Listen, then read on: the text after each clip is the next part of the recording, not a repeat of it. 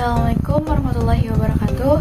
Saya Husnul Khatimah dengan NIM 238110007 dari kelas 5A Tadris Bahasa Indonesia. Tujuan saya membuat video kali ini adalah untuk melengkapi tugas mata kuliah studi hadis.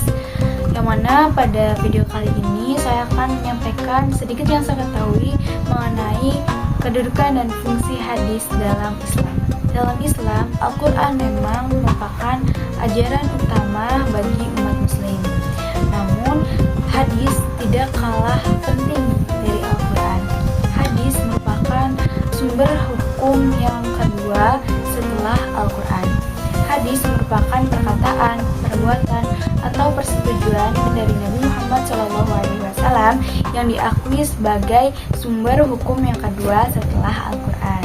Sebuah riwayat dapat dikatakan sebagai hadis jika memenuhi 5 unsur penting hadis. Yang pertama adalah rawi. Yang kedua adalah sanad. Yang ketiga mukharij. Yang keempat syughatul ada. Dan yang kelima matan.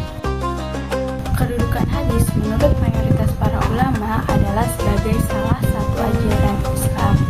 Hadis dalam hukum Islam dianggap sebagai masdarun tsanin atau sumber kedua setelah Al-Quran.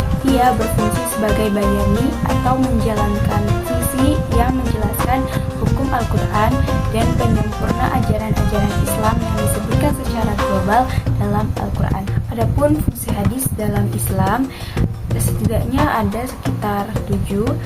Yang pertama adalah hadis sebagai penjelas dan pelengkap Al-Quran.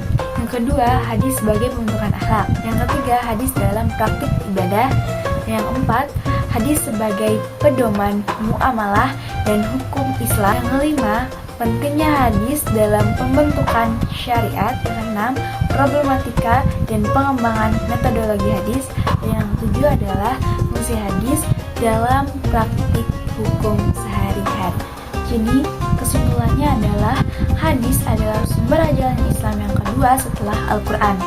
Berisi ucapan, perbuatan, dan persetujuan dari Nabi Muhammad SAW. Hadis berfungsi untuk menjelaskan, melengkapi, dan menetapkan hukum yang tidak dijelaskan secara rinci di dalam Al-Quran. Hadis juga membentuk akhlak, mengatur ibadah, muamalah, dan hukum sehari-hari umat Islam.